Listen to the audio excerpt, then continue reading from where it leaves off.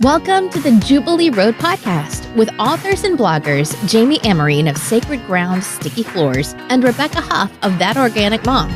Each week you'll be inspired and encouraged by real talk, real issues, and the grace journey in real life. Grab a cup of coffee or sit as comfortably as you can in the carpool line and listen in for delightful conversation that'll make you think, sort through hopes and hurts, and most importantly, realize you're not alone on this wild, wild ride. Buckle up. Here are Jami and Rebecca. Hi, I'm Jami and Ameriine. And I'm Rebecca Huff. We always have that pause. And this is Jubilee Road. Special edition Valentine's Day rant. No, it's not a rant. But, well, it might turn into a rant. It's going to be fun. We're not going to keep you very long today because we know you have things to do, either flowers to smell or tears to cry, but we are hoping to offer you some solutions in the ways of Valentine's Day. Right? Hopefully. Maybe. Hopefully. So, I just want my chocolate. You just want your chocolate. Okay, so I personally, we don't celebrate Valentine's Day per se. We cook breakfast every morning. So, but Justin and I don't exchange Valentine's gifts. My thing has always kind of been, you can do this for me any day that you'd like to do it, other than the day that you're told you have to. So, but in women's ministry, well, in women's ministry, the thing that I see the most of that just alarms me is this heartbroken, devastated mentality over being forgotten or not honored appropriately or whatever. But this was so much fun. You're going to love this story, Rebecca. I saved it for you for this reason, because I think it will spurn on so much. But our oldest daughter, Maggie, Mary Margaret, love Maggie. You know and love, she eloped. So we were going to do the big wedding thing. I'm a wedding planner and florist, so why not, right? In my spare time. Anyway, so she went to a friend's wedding, and the friend did the whole kit and caboodle. I mean, all the Texas stuff that everybody does around here with the shabby chic and the barbecue progressive and the food trucks and all the things. And she came home from the wedding with her fiance, Christian, and she sat down and I said, "Tell me all about it." And she said, "It was amazing. It was beautiful. It was wonderful. It was so Kinsey. Just loved it. And it's not what I want." And I went, "Oh, okay. What do you want?" And she said, "I want to get married." And I said, "Well, elope. We're going to California for John, our second oldest, Marine boot camp." And I said, his graduation. And so you could just elope and get married on a beach or something. And they both were just beaming. So we flew there. They drove because they were staying for a wedding for one of their college friends. And they ended up getting married on the balcony at the Santa Barbara courthouse. And then, she's got celiac disease. So they found all these little celiac friendly restaurants, and they did this like progressive reception. And then they spent 3 days on the beach, and then they went on to their friend's wedding. Just couldn't have been happier. She got her dress off of Amazon for $14. It was just so Maggie, so delightful. So this has been 2 years ago. And then she needed, or a year and a half ago, and she recently went to finally get her driver's license changed to Maggie Schnucker. And she goes to it's actually her Social Security card. She needed her Social Security card so that she could get her driver's license. So she's at the Social Security office. She took all of her stuff with her, and the lady's asking her all these questions to prove that she is, in fact, Mary Margaret Ameriine Schnucker. And she's getting all the questions right. And then the lady said, "And what day were you married?" And she went, "Thursday." And not even kidding. The lady goes, "Excuse me?" And she goes, "I got married on a Thursday." And she goes, "Hold on, let me text my husband." And she texts him, "What day did we get married?" And he answers back, "Thursday." They did not know their anniversary date. And the reason they didn't know it is because it was this wild rush of running away and getting married. And they got married on a Thursday. And this, to me, the minute that we started talking, my cheeks hurt from laughing. The minute we started talking about this, I just thought, we are telling this story on this show because why does it matter? Why do we make it so important when initially it's about love? It was supposed to be about love. It's turned into this Hallmark holiday that just destroys people, destroys relationships, destroys esteem for oneself and their love and all of these things. And I think actually this is being broadcast on a Thursday. For all we know, it's Maggie and Christian's anniversary. Happy anniversary, Maggie and Christian. And it's not, but it was really funny. The lady was like, "Are you serious?" And she was like, "Well," and she said, "We eloped, and it was on a Thursday." Sometime 2 summers ago. But I loved that, the purity of that love, that it's still to this day. She was texting me and I was like, "Oh my gosh, I don't know. It was Thursday." My mom knew and Christian's mom knew, but I just thought, what a great segue into this thing that we call Valentine's Day, which is, okay, it's a legit national holiday, but why? Why does it hurt so much? Why does it define so much about who we are, how we're loved, and who loves us? So, do you guys celebrate Valentine's Day? I don't really, I'm not very consistent with anything like that. The only thing I am consistent with, the only holiday that I would say I'm very consistent with is probably Thanksgiving.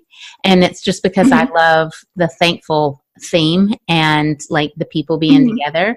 But Sean and I we're kind of like Maggie too. We're not like, "You forgot it was one of our anniversaries," because we have to. Yeah. And, we're just not the kind of people that get worked up over that. And, I guess for a while I had expectations, but not towards him and not about love, but like more so around my birthday and Mother's Day and my kids, and like, "Oh, don't forget, you're supposed to help the kids." Like every year, I'd get my hopes up, and this year they're going to get my birthday spot on. And because, we have this thing about my birthday, we see the numbers, I have a thing. Everybody who is like in my personal life, they know what's my number. 517. Yeah, 517. I knew you knew, but so we'll see it on the clock, or we'll see it in a book or whatever. And so I'm like, how can they not be prepared for celebrating my birthday? And especially when the older girls started moving away, then, there was no one here to help. And it's just never been a big deal. And I did have those expectations. And I think that's the deal with Valentine's Day, is people get the expectations. Because why? Because society tells you you're supposed to get flowers, you're supposed to get chocolate, you're supposed to get a teddy bear. And we have those expectations put upon us by marketing gurus who want to make money. And so expectations are the things that they kill relationships. They're relationship killers. So all that to say, no, we don't really celebrate it so much. We probably give each other a card, but we do. Sean gives me cards throughout the year. Right. He's good at that lovey-dovey stuff. Justin is, I pretty much let him off the hook. So when anything does happen like that, it's such a neat treat. And he said the other day, "I'd like to take you out to dinner." And I was like, "That's just sweet." He asked me out. Or I'd like to eat lunch with you. And those are, to me, because I know him, to me, that's more of a gift to me than anything, because I know that it's just this genuine desire to be with me. Now, I do want to interject this, because I have some friends, I actually have a few friends that are older, much older, like my age, that have never married and never had families of their own. And I do not want to ever tread on that hurt, because I think it's more raw then, because it's going on all around you and you don't have that. But I would also say that I know them well enough to also know that hurt happens a lot. It happens at weddings and baby showers, and that starts young. Well, I have a story. It does. So when my kids were going to private school, and this was just a few years ago, so they were probably in 1st and 3rd grade, or maybe kindergarten and 2nd grade. And it came up to be Valentine's Day, and the kids were supposed to decorate a box. This box, that the other kids put their Valentine's cards into. And so I'm like, oh, okay. So I take a trip down to Hobby Lobby where we always go. And I got them a simple cardboard, a box. Maybe I didn't even do that. I actually think that I used shoe boxes. And I cut a hole in the top of some shoe boxes, but I did buy at Hobby Lobby the little foam hearts that you can like stick on. And I gave them markers and stuff. And they just sat there and kind of like, how a kindergartner or first, second grader would do. They colored it up and drew little stick figures or whatever, slapped their little foam hearts on there and ready to roll. So the next morning we go into the school, and as I walk into the class, I realize my mistake, which I've also made this mistake at Easter, but I can save that for our Easter edition. Okay. But so we walk in, and my kids are holding their shoe boxes, and I'm looking around, and every box looks like a Pinterest DIY project. I don't know how those kindergartners were so talented that they were able to create these magnificent, like you could have sold these. I could say these things were worth like $50 to $100. They were so good. I wanted to crawl in a hole, and I felt so bad and embarrassed for my kids because I had no idea that I was actually supposed to do the project. The paper said, have your child build, but not one other parent there let their child build their box. And it was embarrassing. And that's probably the only year when they were in private school that they've ever even written out the little Valentine's cards. They're doing them at Shauna's Taekwondo class, and I'm like, no, we're not going to be there. I don't see the purpose in it. My 10-year-old is not in love with anyone, and I just don't. I understand that they can love each other stuff, but I don't know. I just think there's a thing about it, and I don't really think it's necessary for kids to give each other all the Valentines so that they can have a part. I don't know.